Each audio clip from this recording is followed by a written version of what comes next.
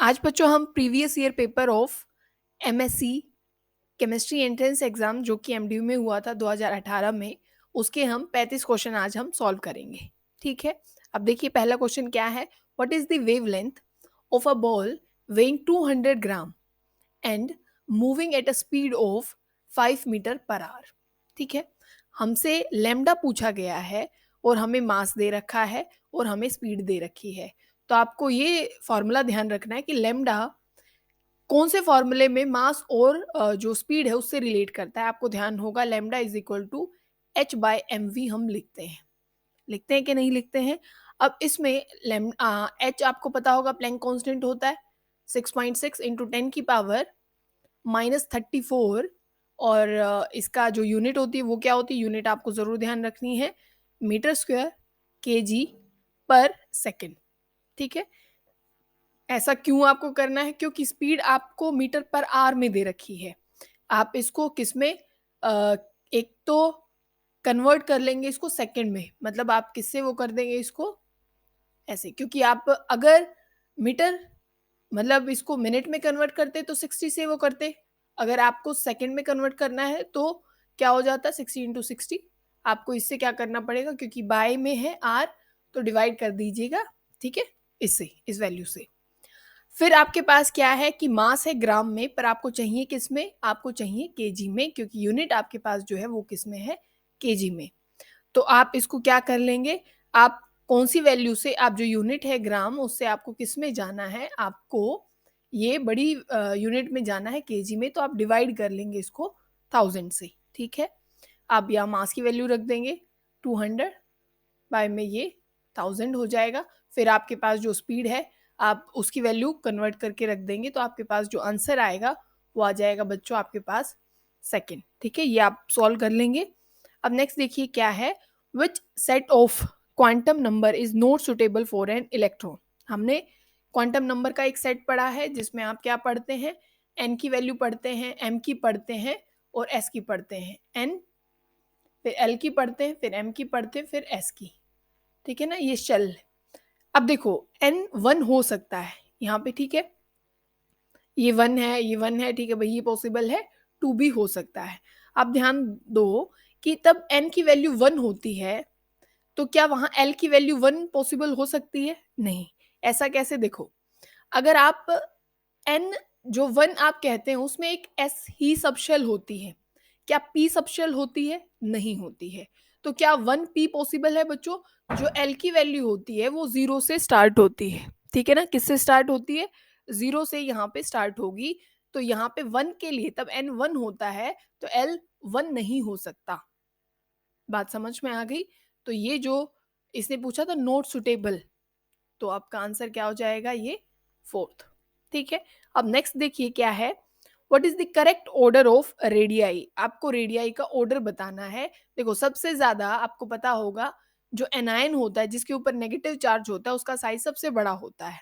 तो ये तो कंफर्म हो गया भाई, O2 नेगेटिव होगा क्योंकि उसके ऊपर 2 नेगेटिव चार्ज है। ये 3 ऑप्शन में ऐसा है, पहले में है, ये सेकंड में है और ये फोर्थ में है, तो ये तो एलिमिनेट हो गया। ठीक है, फिर जिस पे एक नेगेटिव होगा भाई उसका सबसे ज्यादा साइज होगा, तो फिर भाई एफ नेगेटिव होगा, यहाँ पे भी एफ नेगेटिव है, यहाँ पे ओ आ गया, तो इसको भी हम कैंसिल कर देते हैं। आप एलिमिनेशन से अगर सॉल्व करेंगे तो क्वेश्चन बहुत जल्दी सॉल्व हो जाते हैं। ठीक है, अब देखो आपको ये पता होगा तब भी हम लेफ्ट टू राइट जाते हैं तो जो साइज है वो डिक्रीज होना स्टार्ट हो जाता है। क्या हो जाता है, डिक्रीज होना स्टार्ट हो जाता है। तो जो साइज बड़ा होगा वो ओ का होगा और सबसे कम, क्योंकि सबसे लेफ्ट साइड में, सॉरी लेफ्ट टू राइट जाते हैं साइज कम हो जाता है, तो बिल्कुल राइट साइड में एफ है हमारे पास, तो सबसे जो कम साइज होगा वो किसका होगा, फ्लोरीन का होगा। तो जो ऑप्शन ए है वो क्या हो जाएगा बच्चों, करेक्ट हो जाएगा। ठीक है, नेक्स्ट क्या है क्वेश्चन, उसमें आपसे पूछा गया है effective nuclear charge on ion. ठीक है, एक मिनट बच्चों, अब आपको ये पता होना चाहिए इफेक्टिव न्यूक्लियर चार्ज क्या होता है। तो सोच के बताओ इफेक्टिव न्यूक्लियर चार्ज क्या होता है। तब भी आप मान लीजिए एक आप यहाँ पे ये न्यूक्लियस जो होता है वो क्या लगाता है, न्यूक्लियर चार्ज लगाता है। ठीक है, और यहाँ पे भाई इलेक्ट्रॉन आ सकते हैं बीच में, और हम यहाँ पे जो न्यूक्लियर चार्ज है इन इलेक्ट्रॉन पे हम एज्यूम करने की कोशिश कर रहे हैं कि भई यहाँ पे इलेक्ट्रॉन है, क्योंकि पहले आ गए 2 मान लीजिए, फिर आ गए 8 और हम यहाँ पे एक बाहर इलेक्ट्रॉन है उसके ऊपर न्यूक्लियर चार्ज पता करना चाहते हैं। तो जो इफेक्टिव न्यूक्लियर जो चार्ज होता है वो क्या होता है कि तब आप न्यूक्लियर चार्ज में से स्क्रीनिंग जो कांस्टेंट है अगर आप उसको माइनस कर देते हैं तब भी एग्जैक्ट क्या आता है, इफेक्टिव न्यूक्लियर चार्ज आता है। तो जो थर्ड ऑप्शन हो जाएगा वो करेक्ट हो जाएगा, क्योंकि एक्चुअल में इतना इसके ऊपर न्यूक्लियर चार्ज नहीं लग रहा होता। तब आप ये जो स्क्रीनिंग कांस्टेंट है इसको माइनस करते हैं तभी एक्चुअल जो इफेक्टिव न्यूक्लियर चार्ज है वो हमारे पास आ पाता है। तो बोलो आपको बात समझ में आई कि नहीं आई? अब देखो, जो फिफ्थ क्वेश्चन है उसमें क्या है, which of the following molecule does not possesses permanent dipole moment. इनमें से किसके पास परमानेंट डाइपोल मोमेंट नहीं है? तो किसके पास नहीं है? BF3 के पास नहीं है। क्यों? अगर आप BF3 की स्ट्रक्चर बनाएंगे तो आपको कुछ ऐसी स्ट्रक्चर देखने को मिलेगी। तो अब तब भी आपको पता होगा तब प्रॉपर ज्योमेट्री बनती है ना बच्चों, तब क्या बनती है, प्रॉपर ज्योमेट्री बनाई जाती है। तो वहां पे जो डाइपोल मोमेंट हो जाती है वो क्या आती है हमारे पास, जीरो निकल के आती है, वो डाइपोल मोमेंट पोजेस नहीं करते हैं। बात समझ में आ गई?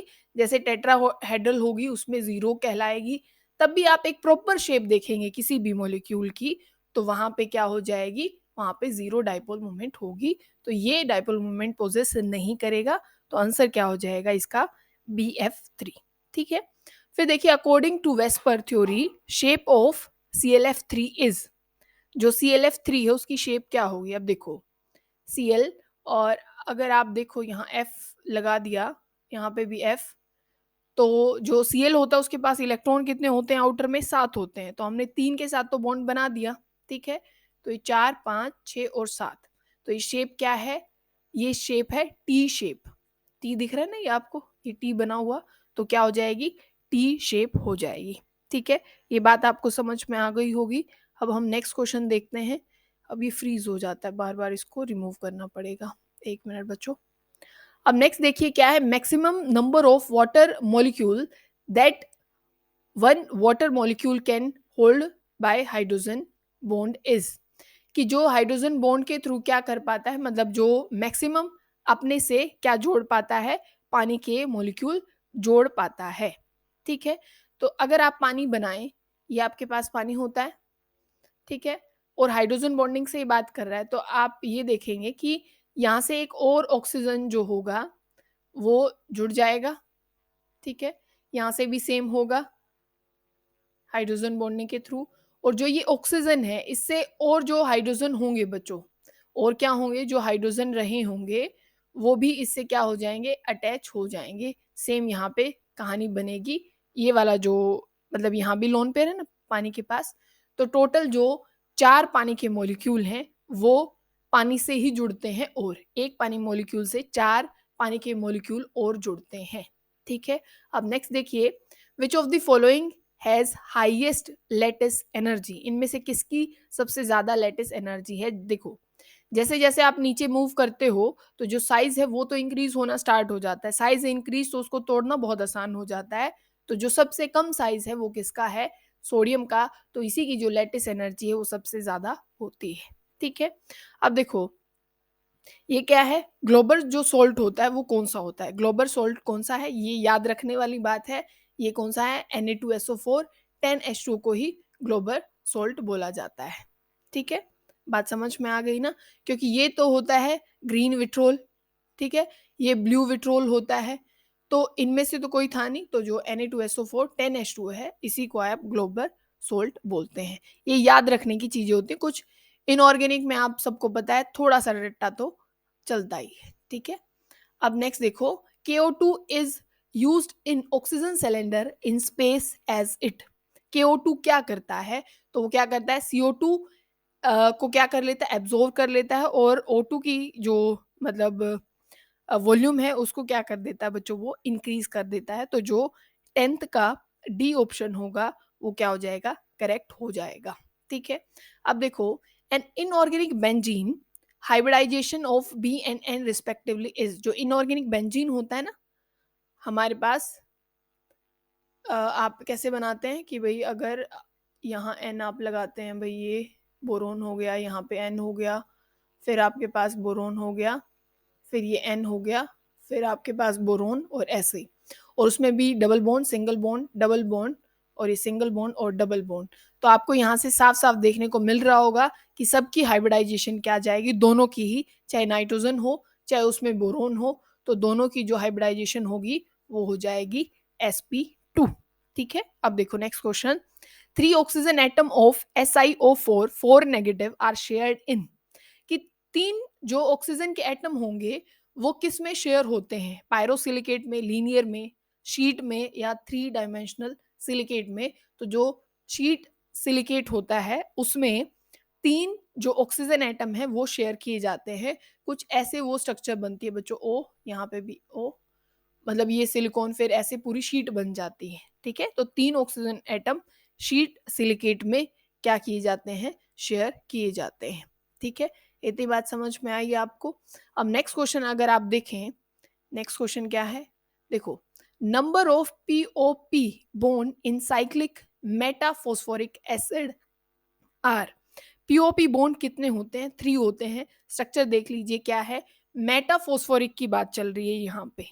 ठीक है, और वो भी साइक्लिक, ये ध्यान दीजिएगा, साइक्लिक मेटामॉर्फिक। ठीक है, वो कुछ ऐसे बनता है, P और यहाँ पे OH, ये डबल बॉन्ड O, और यहाँ पे ये ऑक्सीजन, और यहाँ पे फिर ऑक्सीजन, फिर आ जाता है P, फिर से उसके साथ ये डबल बॉन्ड ऑक्सीजन OH। ठीक है, फिर यहाँ पे O, ये P, और उसके साथ डबल बॉन्ड O, और यहाँ पे OH, और ऐसे बॉन्ड। तो देखो कितने POP बॉन्ड पूछे हैं, तो कितने हैं भाई, 1, ये 2, ठीक है ना, ये बने हुए पूरे, और ये कितने हो गए, 3 हो गए। तो आंसर क्या हो जाएगा, ये 3। फिर है oxy acid of sulphur which contain lone pair in sulphur is, इनमें से लोन पेयर किसके पास है वो आपको बताना है। तो सल्फरस एसिड के पास है H3, हमारे पास H2SO3 होता है ना, H2SO3 सल्फरस एसिड। ठीक है, कुछ ऐसे कि सल्फर, ये ऑक्सीजन हमारे पास, और ये OH, और यहाँ पे OH। ठीक है, ये कितने बॉन्ड बने, 4 बने, तो यहाँ पे एक लोन पेयर रह जाता है। ठीक है, क्योंकि 6 बॉन्ड बनाता है ना टोटल सल्फर, तो यहाँ 4 बने हैं, तो इसी वजह से लोन पेयर किसमें, सल्फरस एसिड में है। और सल्फ्यूरिक कौन सा हो जाता है, H2SO4 हो जाता है। ठीक है, अब देखो order of acidity in the following, acidity ज्यादा किसकी होगी, तो आपको पता होगा HClO4 सबसे ज्यादा एसिडिक होता है, क्योंकि जितने, देखो, H निकलने के बाद जो नेगेटिव चार्ज जितना जिसमें ज्यादा स्टेबल होगा वो उतना ही ज्यादा एसिडिक होता है। तो सबसे ज्यादा HClO4, फिर ये, फिर HClO2, और फिर HClO, तो आंसर जो 3 है वो क्या हो जाएगा, करेक्ट हो जाएगा। बोलो बात समझ में आ गई है आपको। ठीक है,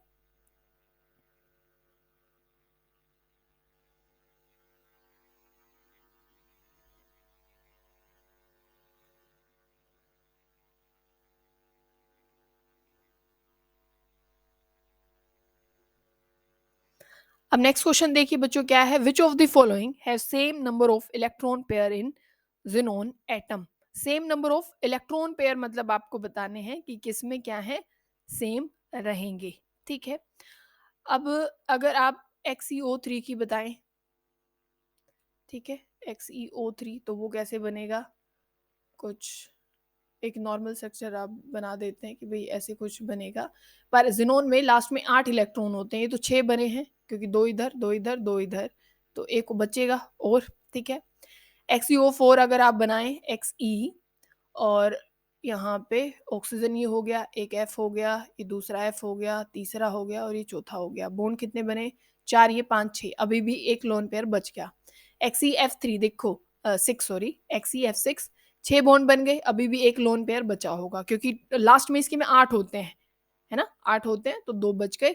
तो सब में क्या है, इलेक्ट्रॉन पेयर, जिनोन में सब में क्या है, सेम है, सबके पास एक लोन पेयर बचा हुआ है, तो आंसर हो जाएगा D, ABC सारे के सारे। ठीक है, which of the following is not coloured, इनमें से कलर्ड कौन सा नहीं है, KMnO4 सबको पता है पर्पल होता है, K2Cr2O7 सबको पता ऑरेंज होता है, CuCl2 ये भी आपको पता होना चाहिए ब्राउन कलर का होता है, TiO2 का इसका कोई कलर नहीं होता, तो ये बात आपको पता होनी चाहिए। ठीक है, अब नेक्स्ट क्वेश्चन देखो कि इसमें क्या है, which of the following show magnetic movement 1.74 BM, ठीक है, बोहर मैग्नेट्रॉन जिसको हम बोलते हैं। क्या पूछा है? मैग्नेटिक मूवमेंट 1 हो। तो एक आप थोड़ा दिमाग लगाएँगे, क्या लगाएँगे कि हमें ये पता था, हम ये एक ट्रिक लगाते थे ना कि भई जिसके पास भी एक इलेक्ट्रॉन अनपेयर्ड होगा तो उसकी वैल्यू हम कुछ लिख देंगे 1.9 या 1.8, है ना? ये हमने सीखा था 12th क्लास से हम सीख रहे हैं। जिसके पास 2 अनपेयर्ड इलेक्ट्रॉन होंगे उसकी हो जाएगी 2.8 या 2.9। अब हमें ये देखना है कि किसके पास एक जो इलेक्ट्रॉन है वो अनपेयर्ड होगा, ठीक है? तो आपने जो ये लास्ट वाला ऑप्शन जो देख रहे हो ना आप, CuNH3 4 2 पॉजिटिव, ये आपने 12th क्लास में एक एक्सेप्शन के तौर पे बहुत अच्छे तरीके से पढ़ा था, ठीक है? कि इसका जो एक इलेक्ट्रॉन है वो जंप कर जाता है बच्चों। एक्चुअल में देखो, Cu यहाँ पे कितनी फॉर्म है, क्योंकि ये न्यूट्रल है तो जो यहाँ पे चार्ज होगा वही इसकी ऑक्सीडेशन स्टेट होगी। NH3 न्यूट्रल होता है तो जो यहाँ पे चार्ज होगा वही इसकी ऑक्सीडेशन स्टेट होगी। तो Cu2 पॉजिटिव एक्चुअल में ये क्या होता है? ये होता है 3d10 और यहाँ पे अपना 4s1 ऐसे ही होता है।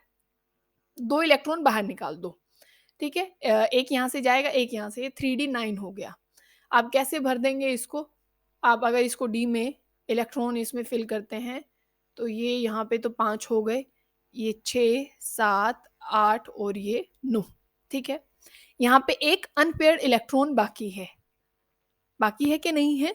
तो आप क्या पाएँगे यहाँ पे कि जो इसकी जो कॉन्फ़िगरेशन, मतलब जो मैग्नेटिक मोमेंट है, क्योंकि एक अनपेयर्ड इलेक्ट्रॉन है तो जो वैल्यू आएगी वो 1.8 बोल लीजिए या 1.74 बोल लीजिए, यही इसका क्या हो जाएगा? आंसर हो जाएगा। बोलो आपको बात समझ में आई या नहीं आई बच्चों? ठीक है, अब नेक्स्ट आप देखो, नेक्स्ट क्वेश्चन क्या है? Cis and trans complexes of Pt A2X2 are distinguished by. Cis और ट्रांस किससे होता है? ये आपने बीएससी में एक ही टेस्ट बहुत अच्छे से पढ़ा होगा। देखो, रिंग टेस्ट का यहाँ कोई मतलब नहीं है, कार्बोनिल जो अमीन में होता है उसके लिए होता है, ना जो क्रोमाइल क्लोराइड टेस्ट है उसका यहाँ कोई लेना देना नहीं है। तो जो आंसर हो जाएगा वो क्या हो जाएगा? कुर्नोकोव, ये टेस्ट यहाँ पे इसका आंसर हो जाएगा। सिस और ट्रांस के लिए इसी का यूज किया जाता है, जहाँ पे थायोयूरिया का यूज किया जाता था, ठीक है? ट्रांस व्हाइट कलर के पीपीटी देता है और सिस येलो कलर के देता है, ठीक है? उससे आपका कोई लेना देना नहीं था, आपको सिंपल आंसर बताना था। आयुपेक नेम ऑफ NiNH3 4 और ये NiCl4, इसका नाम क्या होगा? देखो बहुत सारे बच्चे इसमें पजल हो जाते हैं, पजल होने वाली कोई भी बात नहीं है।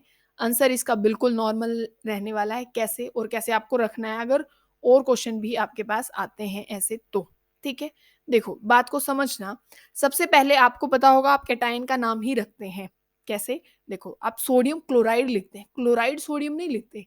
Na कैटायन है तो कैटायन का नाम पहले आता है, नॉर्मल सी बात है। अब देखो, अब NiCl4 तो यहाँ पे ये 4 नेगेटिव शो करेगा तो उसके लिए, क्योंकि टोटल नेगेटिव चार्ज 4 नेगेटिव आ रहा है तो उतना ही पॉजिटिव भी चाहिए होगा बच्चों। बोलो चाहिए कि नहीं चाहिए? ये न्यूट्रल स्पीशीज है तो 2 तो इस निकल को शो करना पड़ेगा, 2 इस वाले निकल को शो करना पड़ेगा। यहाँ पे तो एनायन आ रहा है तो ये ऑल ओवर कैटायन है, क्योंकि यहाँ पे 2 पॉजिटिव चार्ज जाएगा ऑल ओवर। तो पहले लिखेंगे आप कैटायन का नाम, ठीक है? तो पहले लिख देंगे टेट्रा अमीन निकल और 2 ऑक्सीडेशन स्टेट है। ये किस-किस में है? टेट्रा अमीन निकल, और कहीं पे भी है टेट्रा अमीन निकल ना, ये भी गलत हो गया, ये भी गलत हो गया। अब दूसरा पार्ट हमें देखना है, ठीक है? कौन-कौन सा? एक तो ये टेट्रा क्लोरो निकलेट 2, ठीक है भाई, इसमें कोई गड़बड़ तो नज़र नहीं आ रही। फिर क्या है? टेट्रा क्लोरो निकल 2, तो बात है निकलेट की, क्योंकि तब भी आपका कैटायन आगे होता है। मतलब जैसे आपने ऐसे लिखते थे ना भई ये के है और यहाँ पे कोई मेटल हो गया और फिर भई यहाँ पे कोई भी आपकी स्पीशीज़ हो गई, तो आप हमेशा जो मेटल है उसका नाम 8 से ख़त्म करते थे। तो जो आंसर हो जाएगा वो बी हो जाएगा, टेट्रा क्लोरो निकलेट, और जो ऑक्सीडेशन स्टेट है वो क्या रहेगी बच्चों? यहाँ पे 2 रहेगी, ठीक है? फिर नेक्स्ट में हमें बताना है,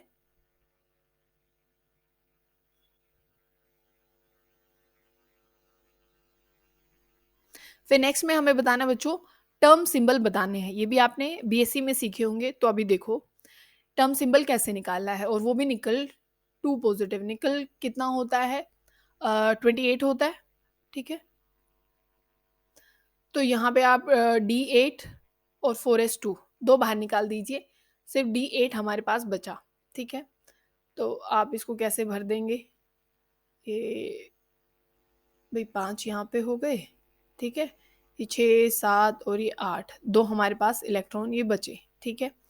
अब मैं ऐसे लिखते थे ना, ये +2 हो गया, ये +1 हो गया, 0 हो गया, फिर ये आपके पास -1 हो गया, -2 हो गया, ठीक है।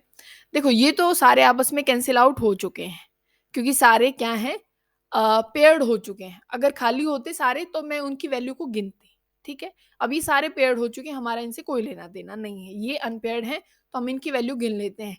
कितनी आ रही है, 3 आ रही है, प्लस माइनस का आपको कोई लेना देना नहीं, ठीक है। 1 और 2 कितना हो गया, 3 आ गया। तो एक 0 होती है, 1 2 और 3, 0 के लिए S होता है, 1 के लिए P होता है, इसके लिए D होता है और 3 के लिए F होता है। पहली बात तो F होगा, मतलब इसको भी काट दो, इसको भी काट दो, ये बच गए F और F, ठीक है। देखो इसको सॉल्व करने की कोई ज़रूरत नहीं, क्योंकि ये भी सेम है 3 और ये भी सेम है, और स्पिन आप यही तो करते हो, क्या करते हो, जितना भी मतलब अनपेयर्ड इलेक्ट्रॉन है उसमें एक जोड़ देना, ठीक है। 2 इलेक्ट्रॉन है, एक और जोड़ देना, 3 हो गई, ये भी 3 है, ये भी 3 है, कोई दिक्कत वाली बात नहीं। अब बात ये है कि जो नीचे जो वैल्यू लिखी हुई है वो क्या होगी, जे की वैल्यू आप कैसे निकालते थे, एल प्लस में एस, तब भी आपकी हाफ फील्ड से ज्यादा होते हैं तो एल प्लस एस से जे की वैल्यू निकाली जाती है। तो एल की वैल्यू यहाँ पे हमारे पास 3 आई है, एस की वैल्यू हमारे पास 3 है, ठीक लिखा है हमने या गलत लिखा है, एस की वैल्यू सॉरी, वो यहाँ पे तो मल्टीप्लिसिटी लिखी जाती है ना बच्चों, मल्टीप्लिसिटी वो गलती से लिखा, क्योंकि वो आप 2s प्लस 1 से निकालते हैं, ठीक है। तो यहाँ पे जो s की वैल्यू होगी, इलेक्ट्रॉन कितने हमारे पास, 2 अनपेयर्ड हैं, तो प्लस हाफ इसकी होगी, प्लस हाफ इसकी होगी, ठीक है। तो 1 वैल्यू आ जाएगी, तो 3 + 1 कितना हो गया, 4, तो हमारे पास जो फर्स्ट आंसर है वो क्या हो जाएगा, करेक्ट हो जाएगा। फिर 22 क्वेश्चन देखिए, इसमें क्या है, ओरेगल डायग्राम जो है वो आपको पता होना चाहिए, कौन सा, ओरेगल डायग्राम। तो इसमें क्या है कि lowest energy transition in TiH2O 3 positive, तो जो टाइटेनियम है उसमें वैसे तो होता है D2 और फिर S2, ठीक है, 3D2 और ये 4s2, 3 इलेक्ट्रॉन बाहर निकालने हैं, तो 2 यहाँ से 1 यहाँ से, तो 3D1 बच गया। तो तब भी आप D1 का याद करते थे, किसका, D1 का। तो आपको पता है ना, ऐसे आप कुछ ड्रॉ करते थे, यहाँ पे आ जाएगा आपके पास T2G और यहाँ पे आ जाएगा EG, तो जो लोवेस्ट और वो भी ऑक्टाहेड्रल में जो आपके पास ट्रांजिशन होगी, ठीक है, वो कौन सी हो जाएगी, T2G से EG तक, ठीक है। बात समझ में आ गई, और तो कोई ऐसा ऑप्शन नहीं है, तो पहला ही ऑप्शन हमारे पास क्या हो जाएगा, करेक्ट हो जाएगा, ठीक है। अब नेक्स्ट देखो 23, in octahedral field which of the following has zero crystal field, जो स्टेबलाइजेशन एनर्जी किस में क्या होगी, जीरो होगी, ठीक है। तो जो आंसर रहेगा वो तो सी रहेगा, कैसे रहेगा वो अभी हम देख लेते हैं। हाई स्पिन है F3, देखो Fe3 पॉजिटिव, पहली बात तो आयरन होता है D6, है ना, 4s2, 3 इलेक्ट्रॉन बाहर निकालने, 2 यहाँ से और 1 यहाँ से बाहर निकालो, तो D5 बच गया। हाई स्पिन की बात चल रही है, हाई स्पिन कैसे आप फिल करोगे भाई, नीचे तो आपके पास क्या होता है, T2G और ऊपर होता है EG, EG में होते हैं 2 इलेक्ट्रॉन, है ना, ऐसे ही होता है। तो 3 यहाँ पे भर दिए, 2 यहाँ पे, 5 हो गए। तो अगर आपको एनर्जी पता होगी तो यहाँ पे आप 0.4 वैल्यू लेते थे और यहाँ पे 0.6, ठीक है। बात समझ के, तब भी आप वैल्यू क्या हो जाती है, तब भी एनर्जी रिलीज होती है, तो आप नेगेटिव साइन देते हो, ठीक है, और आती है तो पॉजिटिव, तो -0.4 इंटू 3, ठीक है। तो ये मतलब आप 4 भी लिख सकते थे, यहाँ पे आपने देखा होगा ना, या तो हम इंटू 10 करके निकाल लेते थे या सिंपल 0.4 करके।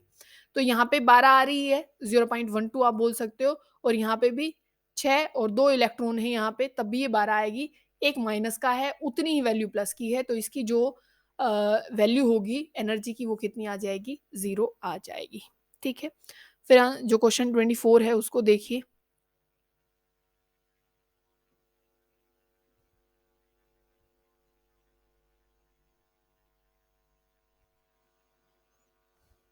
जो नेक्स्ट क्वेश्चन है बच्चों 24, उसको आप अभी देखिए, उसमें क्या है, आपसे क्या पूछा है, +7 oxidation state is shown by following actinoid, कौन से एक्टिनोइड से जो प्लस 7 जो ऑक्सीडेशन स्टेट है वो शो की जाती है, तो आपको ध्यान रखना है, याद रखना है, ठीक है? बिल्कुल अच्छे से।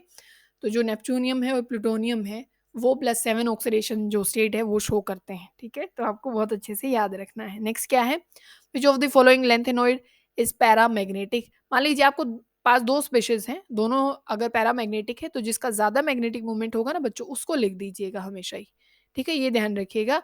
और मोस्टली तो मतलब ऐसा मिल जाता है कि भई एक ही मिल देखने को मिलती है, पर तब भी अगर ऐसा मिले कि वहाँ पे 2 पैरामैग्नेटिक हैं, तो जिसका ज़्यादा मैग्नेटिक मोमेंट होगा, तो आपको उसको बताना है। तो यहाँ पे जो आंसर रहेगा, वो रहेगी समैरियम 3 पॉज़िटिव, ठीक है? तो जो लैंथेनॉइड वाला चैप्टर हमने लैंथेनॉइड अभी-अभी पूरा किया है, तो वो आपको ध्यान रखना है, यहाँ से क्वेश्चन बहुत बार आते हैं। तो ये सारा हमने लैंथेनॉइड वहाँ पे हमने सारा पढ़ लिया था, एक्सप्लेन कर लिया था। अब क्या है the complexes which does not obey 18 electron rule, मतलब इनमें से जो भी ये कॉम्प्लेक्सेस लिखे हुए हैं 18 इलेक्ट्रॉन रूल फॉलो कौन नहीं कर रहा है? तो ये वाला नहीं करेगा, कैसे नहीं करेगा वो देखो। देखो एक लिगेंड 2 इलेक्ट्रॉन डोनेट करती है, 6 लिगेंड है तो 1 2 करती है तो 6 कितने करेंगे? 12 कर देंगे, ठीक है? 12 यहाँ से हो गए। वेनेडियम है, आप क्या लिखते हो? स्कैंडियम, टाइटेनियम और वेनेडियम। वेनेडियम के पास इलेक्ट्रॉन कितने हैं वो देख लीजिए। देखो ऑक्सीडेशन स्टेट तो कुछ भी नहीं है क्योंकि ये न्यूट्रल है और कोई ऑक्सीडेशन स्टेट ये शो करेगा नहीं। तो इसके पास इलेक्ट्रॉन D1 होता है, इसके पास D2 होता है, ये D3 है और 2 इलेक्ट्रॉन S में हैं। तो क्या हो गए? S में 2 हो गए, 2 3 यहाँ पे हो गए 5 और अब इसमें आप 5 जोड़ दो, कितने हो गए? ये 7 और 1 17 इलेक्ट्रॉन हुए ये, ठीक है ना? तो ये जो 18 इलेक्ट्रॉन रूल है उसको फॉलो नहीं कर रहा है, ठीक है? बात समझ में आ गई? कैसे आपको इसको सॉल्व करना है।